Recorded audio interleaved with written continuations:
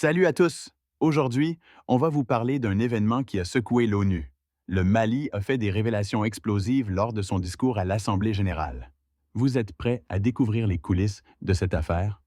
Alors, installez-vous confortablement. C'est parti! N'oubliez pas de liker, de vous abonner et de partager cette vidéo pour soutenir notre travail. Et dites-nous en commentaire ce que vous en pensez.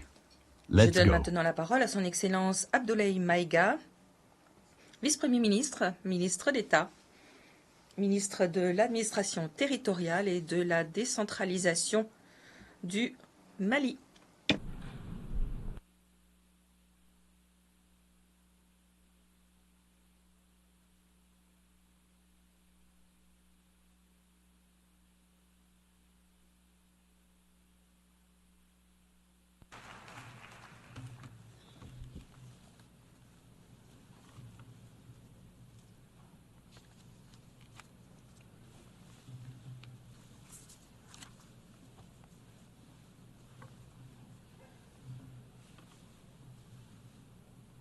Monsieur le Président de l'Assemblée générale, Mesdames et Messieurs les chefs d'État et de gouvernement, Monsieur le Secrétaire général de l'Organisation des Nations unies, Mesdames et Messieurs, à l'entame de mes propos, je voudrais vous adresser les chaleureuses salutations de Son Excellence le colonel Assimi Goïta, président de la transition, chef de l'État du Mali, celles du gouvernement et du peuple malien.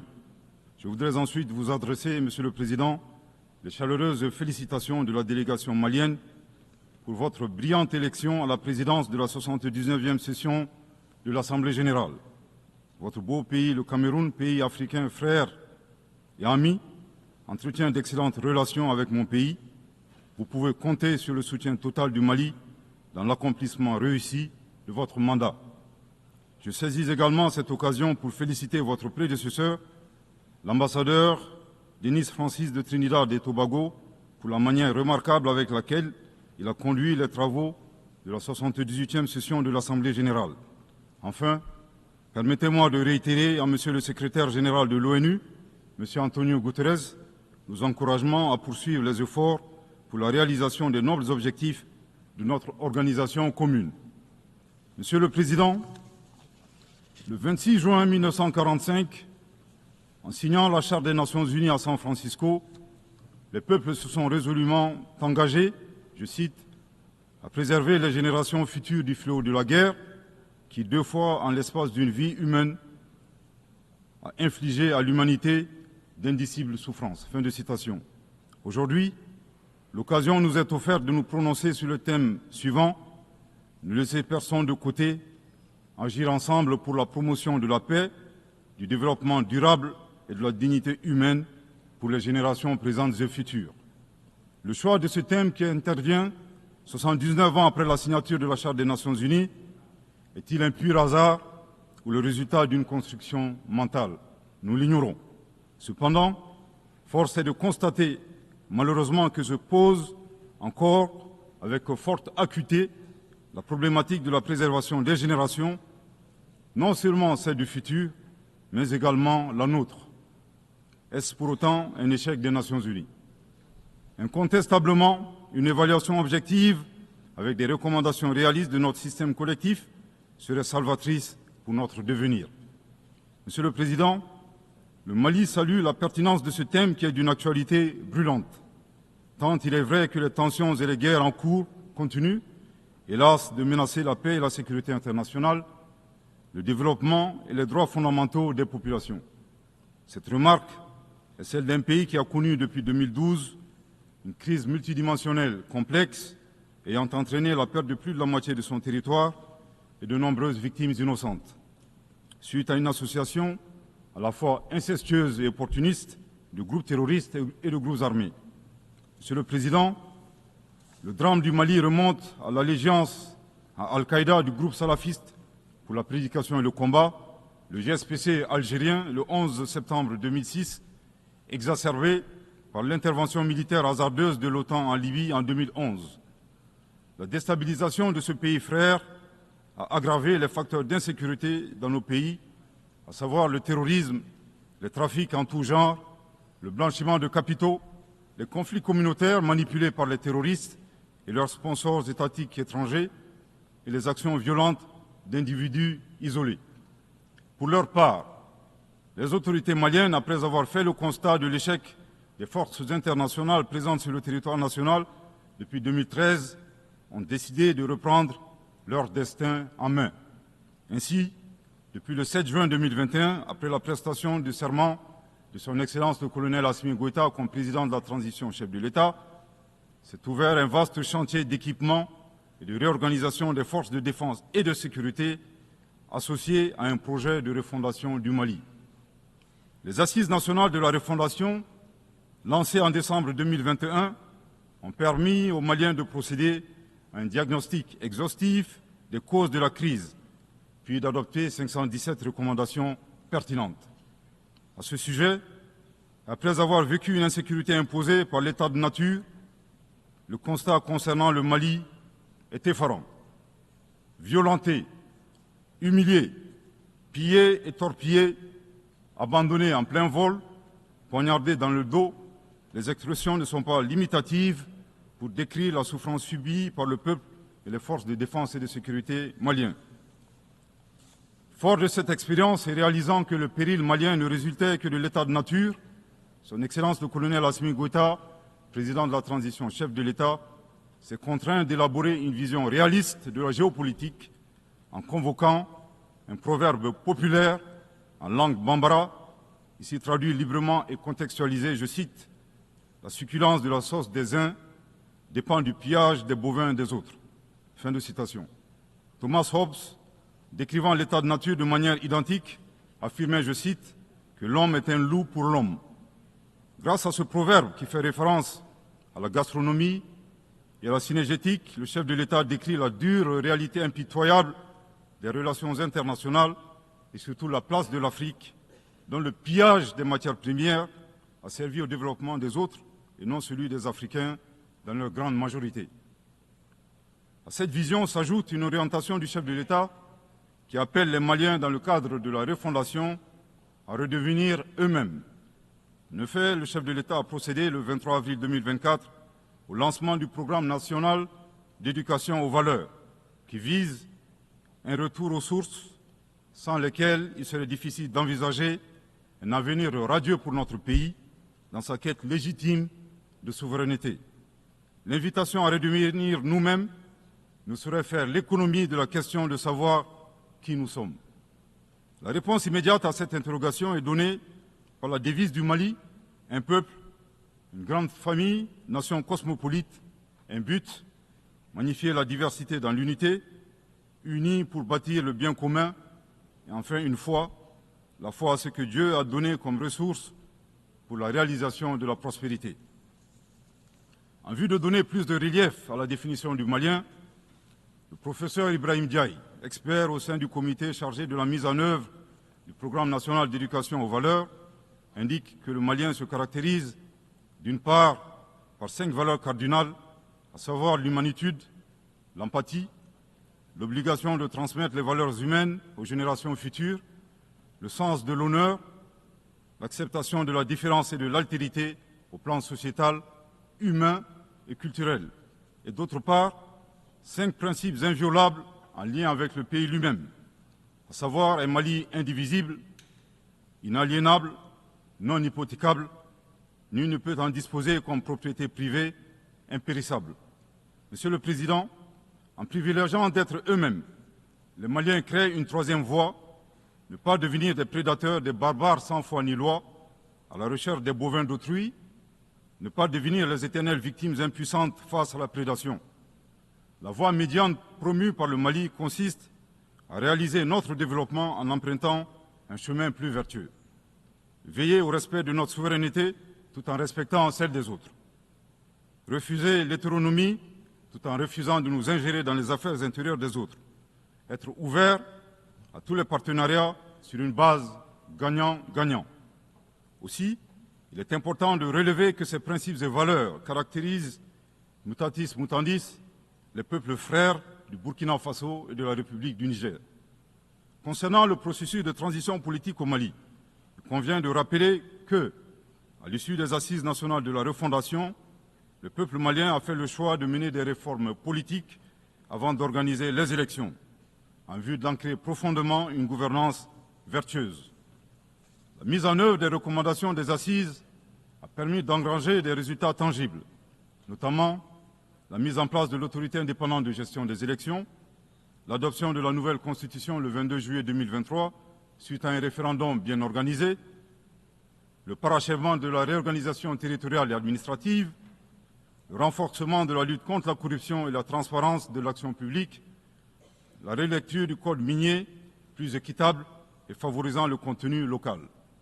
Monsieur le Président, soucieux de pérenniser l'unité nationale, fondement de tout développement, le chef de l'État a annoncé le 31 décembre 2023 la tenue du dialogue intermalien pour la paix et la réconciliation afin, dit-il, d'éliminer les racines des conflits communautaires et intercommunautaires dans le but ultime de réconcilier les communautés. Respectant une approche participative et inclusive, le dialogue intermalien qui s'est déroulé en 3 phases, communale, régionale et nationale, a permis aux Maliens de l'intérieur et de la diaspora d'échanger en toute transparence en vue de trouver des solutions endogènes de prévention, de gestion et de règlement des conflits. À la différence de l'accord pour la paix et la réconciliation issu du processus d'Alger, dont certains groupes signataires ont ouvertement basculé dans le terrorisme et qui était devenu un prétexte pour certains États de s'ingérer dans les affaires intérieures du Mali. Le dialogue intermalien a permis aux Maliens de laver leur linge sale en famille sans aucune interférence extérieure. Après la fin de l'accord d'Alger le 25 janvier 2024, aujourd'hui, le dialogue intermalien et ses recommandations officiellement remises au chef de l'État le 13 mai 2024 demeurent le seul cadre de règlement des conflits internes. Nous réitérons un appel à tous les Maliens à s'inscrire dans cette dynamique de réconciliation, une étape indispensable au retour à l'ordre constitutionnel apaisé et sécurisé grâce à l'organisation d'élections présidentielles. Sur le plan de la lutte contre l'insécurité, depuis que les forces de défense et de sécurité maliennes ont lancé des actions offensives de manière autonome, de nombreux succès ont été remportés sur le terrain de la lutte contre le terrorisme. Toutes les régions ont été reprises des mains des groupes terroristes, notamment la région de Kidal, le 14 novembre 2023, à la suite d'une opération militaire mémorable. Aujourd'hui, les groupes terroristes ont été sérieusement affaiblis.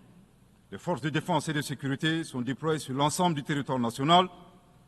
En outre, les actions offensives de nos forces se poursuivent pour démanteler les réseaux terroristes résiduels. Le gouvernement du Mali reste conscient que la réponse uniquement sécuritaire a ses limites. C'est la raison pour laquelle, en appui à l'action militaire, le gouvernement du Mali s'est doté d'une stratégie globale et intégrée ayant pour objectif la restauration de l'autorité de l'État sur l'ensemble du territoire national. Elle comprend des mesures politiques, administratives, de développement économique et social, y compris le dialogue avec les groupes armés et la fourniture des services sociaux de base à nos braves populations. En dépit de ces résultats fort appréciables, ces groupes criminels gardent encore une certaine capacité de nuisance dans leur tentative désespérée de porter atteinte à notre intégrité territoriale et de terroriser nos populations. Avec, et je me dois de le déplorer du haut de cette tribune, le soutien de sponsors étatiques étrangers. Les sponsors étatiques étrangers. Après des années de dénonciation de ces acteurs étatiques qui soutiennent le terrorisme international, les autorités ukrainiennes ont violé ouvertement et de manière inédite la Charte des Nations Unies, ainsi que les conventions et résolutions pertinentes des Nations Unies relatives à la prévention et à la lutte contre le terrorisme. Lorsque des officiels de ce pays, ayant confondu la scène internationale et la scène de théâtre, ont avoué la participation active de leur pays à la lâche attaque terroriste ayant visé une patrouille des forces de défense et de sécurité du 24 au 26 juillet 2024 à Tinzaouatin dans la région de Kidal. Monsieur le Président, au regard de la complexité de la situation au Sahel, et motivés par leur seul désir de prendre le destin de leur pays en main, Leurs Excellences, le capitaine Ibrahim Traoré, président du Faso, chef de l'État du Burkina, le colonel Assimi Goïta, président de la transition, chef de l'État du Mali, et le général de brigade Abdourahmane Tiani, président du Conseil national pour la sauvegarde de la patrie, chef de l'État du Niger, ont dans un premier temps institué l'Alliance des États du Sahel, une architecture de défense collective et d'assistance mutuelle dans la lutte contre le terrorisme en signant la charte du Liptako-Gourma le 16 septembre 2023. 10 mois plus tard, précisément le 6 juillet 2024, les pères fondateurs de l'AES ont souverainement décidé de transformer ce mécanisme en une confédération centrée sur 3 axes: la diplomatie, la défense et le développement, avant de parvenir à terme à une fédération. En si peu de temps, des résultats édifiants ont pu être obtenus dans la lutte contre le terrorisme grâce à la mutualisation des moyens de défense, des opérations militaires conjointement menées et un engagement sans faille à éradiquer le terrorisme.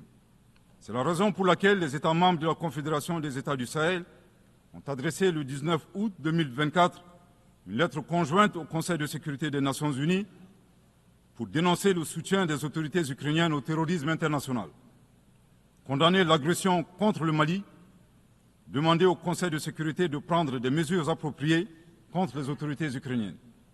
Soit dit en passant, qu'il me soit permis de rappeler que ce nouvel envoi de lettres intervient pendant que le Mali attend encore la suite réservée à une précédente lettre de saisine du Conseil de sécurité des Nations Unies en date du 15 août 2022, afin d'exposer les actes d'agression français à son encontre, ainsi que leur implication dans la promotion des 3 formes de terrorisme au Sahel, à savoir le terrorisme armé, le terrorisme économique et le terrorisme médiatique.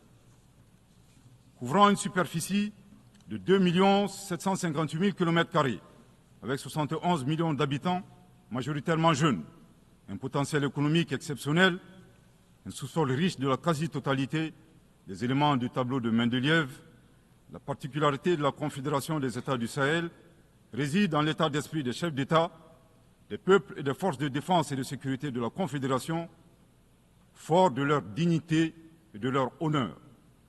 Motivés plus que jamais par le sang versé des leurs, décidés à combattre le terrorisme sous toutes ses formes et honorer la mémoire des victimes, civiles comme militaires, sahéliennes comme étrangères, de la barbarie, déterminés à défendre l'intégrité de leurs terres et assurer leur prospérité de manière pacifique. Comme le stipule le préambule de la charte du Liptako-Gourma, qui fait référence à plusieurs organisations internationales, notamment la CEDEAO et les valeurs universelles. Au Seigneur de la guerre et du chaos, avec l'aide de Dieu, nous triompherons encore et toujours de vos œuvres funestes et diaboliques. Curieusement, depuis la création de l'AES, nous avons été surpris par l'hostilité farouche avec laquelle elle a été accueillie, en particulier par certains responsables de la CEDEAO, aux ordres d'entités impérialistes et néocoloniales. Le reste de l'histoire est connu. Amadou Hampâté-Bâ disait, je cite, « À trop vouloir jeter une grenouille qui vous dégoûte, elle finit par tomber dans une bonne mare. » Fin de citation. La Confédération des États du Sahel est ouverte à tous les investisseurs, à condition que le partenariat profite aux populations sahéliennes et à la condition de respecter la souveraineté des États. Monsieur le Président, c'est l'occasion pour moi de saluer les relations de coopération exemplaires et fructueuses entre le Mali et la Russie, la Chine, la Turquie, l'Iran et bien d'autres alliés sincères. Le Mali reste ouvert à tous les partenaires qui souhaitent l'aider à relever ces multiples défis. À cet égard, je réaffirme que le gouvernement du Mali reste disposé à poursuivre et à renforcer sa coopération avec l'ONU, notamment à travers les agences, fonds et programmes avec lesquels nous entretenons d'excellentes relations de coopération. Nous saisissons également cette opportunité pour saluer et reconnaître la sagesse de son Excellence, Monsieur le Président Abdelmajid Tebboune, Président de la République algérienne démocratique et populaire. Le 29 août 2024, lors d'une tournée dans le sud algérien, vous déclariez que la Libye, le Niger et le Mali sont des nations fraternelles que vous soutiendriez et non desserviriez. Le peuple malien n'a pas été surpris par ces propos, qui indiquent éloquemment votre panafricanisme, à l'instar de vos célèbres prédécesseurs, dont feu le président Abdelaziz Bouteflika, affectueusement appelé Abdelkader Mali. Suite à son établissement à Gao et l'engagement des autorités maliennes à travers les actions suivantes. Offrir le territoire malien comme base arrière aux Moudjahidines ouvrant ainsi un front sud. Participer aux affrontements armés contre le colonisateur français en déployant des combattants maliens aux côtés des Moudjahidines sur le territoire algérien pour défendre la liberté et la dignité des Algériens. Défendre la cause algérienne dans toutes les instances diplomatiques jusqu'au recouvrement de leur indépendance. Cependant, il est de notre devoir d'appeler votre haute attention sur les propos incongrus de vos collaborateurs, allant à contresens de votre souhait de promouvoir des relations harmonieuses avec vos voisins dans le Mali. Le 31 juillet 2024, le ministre algérien des Affaires étrangères déclarait que la crise malienne n'avait pas besoin de solution militaire. C'était un conflit entre frères. La solution ne peut être que politique. Au sujet de l'accord d'Alger, il a affirmé qu'il avait été bénéfique pour le Mali et avait préservé la souveraineté et l'intégrité territoriale du Mali. S'en départir par conséquent aura un impact négatif sur tous les acquis. En outre, le 26 août 2024, votre représentant permanent auprès des Nations Unies a déclaré, je cite, « Ce matin, j'ai appris par les médias qu'un drone a effectué une frappe dans le nord du Mali, tuant une vingtaine de civils. Ceux qui appuient sur la manette de ce drone n'ont de compte à rendre à personne sur ces frappes. » Fin de citation. De l'analyse des propos du premier, nous constatons une grave ingérence dans les affaires intérieures du Mali. En effet, la nature de la solution déployée par les autorités maliennes ne concerne que les Maliens. Depuis la fin de l'accord d'Alger, le 25 janvier 2024, les Maliens n'expriment qu'un seul vœu le concernant, que son âme repose en paix. Monsieur le ministre des Affaires étrangères, l'accord est bien et belle mort, vos incantations ne serviront pas à le ressusciter. Vous me donnez l'occasion d'une part de vous réitérer que nul ne peut aimer le Mali plus que les Maliens, et d'autre part de vous rappeler que le Mali et son peuple ne seront pas des spectateurs face aux assauts et l'adversité. Pour chaque balle tirée contre nous, nous réagirons par réciprocité. Pour chaque mot employé de travers, nous réagirons par réciprocité. À bon entendeur, tant pis. Quant aux représentants permanents algériens, en plus d'offrir le gîte et le couvert, certainement avec de succulents plats de tchèque-tchouka et de chorba, à des terroristes et des renégats en débandade, son rôle d'estafette désorienté ne contribue guère à la promotion des relations de bon voisinage. De ces propos, il ressort des accusations graves et infondées. D'une part, la qualification de la nature civile des victimes à partir des médias est aventureuse et diffamatoire. Et d'autre part, en affirmant que les opérateurs de drones n'ont de compte à rendre à personne, il alimente une campagne de désinformation contre le Mali, tout en soutenant l'idée que les voyantes forces de défense et de sécurité maliennes seraient incapables de piloter des drones. Il me plaît ici de rappeler que la montée en puissance des FAMA n'est pas une vue de l'esprit, mais une réalité tangible qui a permis de reprendre le contrôle de l'ensemble du territoire national. Concernant l'usage des drones, les opérateurs sont bien des Maliens qui agissent avec professionnalisme, à l'instar du reste des forces de défense et de sécurité maliennes, et traitent les cibles terroristes suivant des procédures conformes aux normes internationales. À titre de rappel, il y a quelques années, les acteurs de l'instrumentalisation des droits de l'homme, déterminés à ternir la performance antiterroriste de l'armée nationale algérienne, ont mis en exergue la question subversive de qui tue qui. Aujourd'hui, nous sommes troublés que le représentant permanent algérien ait rejoint la tendance manipulatrice des droits de l'homme pour s'attaquer à l'armée malienne. Le Mali exige de ces deux énergumènes diplomatiques qui cessent d'entrer dans l'histoire à reculons. Manifestement, ils ignorent tout à la fois de l'histoire entre les peuples frères du Mali et de l'Algérie et la contribution exceptionnelle du Mali à la guerre de libération algérienne, et certainement de la géographie, car ils considèrent à tort le Mali comme une wilaya, c'est-à-dire une province algérienne. Je répète, le Mali exige de ces deux énergumènes diplomatiques qui cessent d'entrer dans l'histoire à reculons. Manifestement, ils ignorent tout à la fois de l'histoire entre les peuples frères du Mali et de l'Algérie et la contribution exceptionnelle du Mali à la guerre de libération algérienne et certainement de la géographie, car ils considèrent à tort le Mali comme une wilaya, c'est-à-dire une province algérienne. je répète pour une dernière fois, le Mali exige de ces deux énergumènes diplomatiques qui cessent d'entrer dans l'histoire à reculons. Manifestement, ils ignorent tout à la fois de l'histoire entre les peuples frères du Mali et de l'Algérie, et la contribution exceptionnelle du Mali à la guerre de libération algérienne, et certainement de la géographie, car ils considèrent à tort le Mali comme une wilaya, c'est-à-dire une province algérienne. Monsieur le Président, sur la situation régionale et internationale, le Mali reste très attentif au développement en cours en Afrique et dans le reste du monde. Ainsi sommes-nous préoccupés par le niveau de violence au Moyen-Orient, notamment dans les territoires palestiniens occupés. Le peuple malien réaffirme son soutien au peuple palestinien frère dans sa lutte légitime pour l'autodétermination. Le gouvernement du Mali réitère son appui à la solution à deux États, Israël et la Palestine, vivant côte à côte, en paix et en sécurité, à l'intérieur de frontières sûres et internationalement reconnues. Nous condamnons sans réserve l'usage indiscriminé de la force par l'armée israélienne contre les Palestiniens.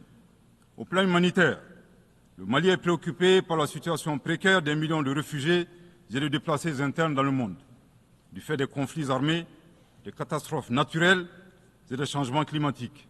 J'ai en ce moment une pensée toute particulière pour mes compatriotes réfugiés dans les pays voisins, pays que je remercie pour leur hospitalité et leur générosité.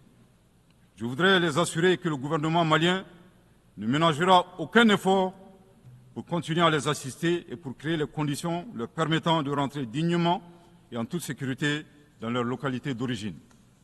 Les multiples défis à la paix et à la sécurité internationale appellent à la réforme de l'architecture dédiée des Nations Unies.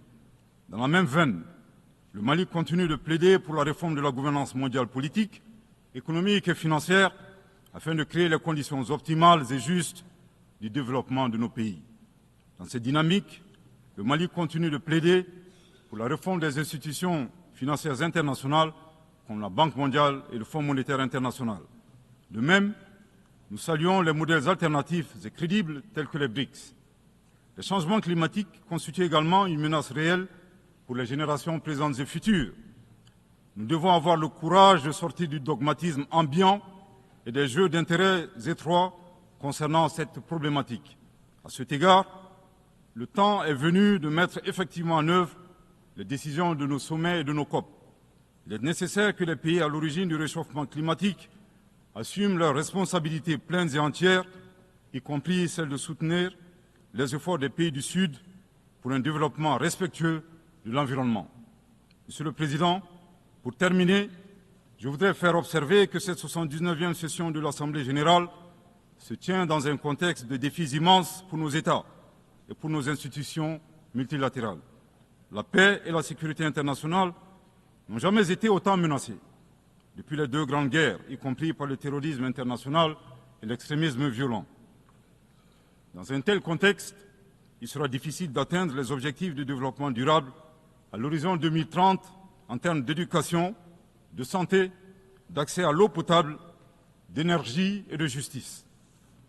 Cependant, malgré ces péripéties, le Mali reste disposé à jouer toute sa partition dans la mise en œuvre de ses engagements nationaux et internationaux, tout en gardant un certain espoir en l'avenir. Que Dieu bénisse le Mali et préserve les Maliens des forces obscurantistes et destructrices du monde. Que Dieu bénisse la Confédération des États du Sahel et préserve les populations sahéliennes des forces obscurantistes et destructrices du monde. Que Dieu bénisse l'Afrique et préserve les Africains des forces obscurantistes et destructrices du monde. Que Dieu bénisse le monde et préserve l'humanité entière des forces obscurantistes et destructrices du monde. Je vous remercie de votre très aimable attention.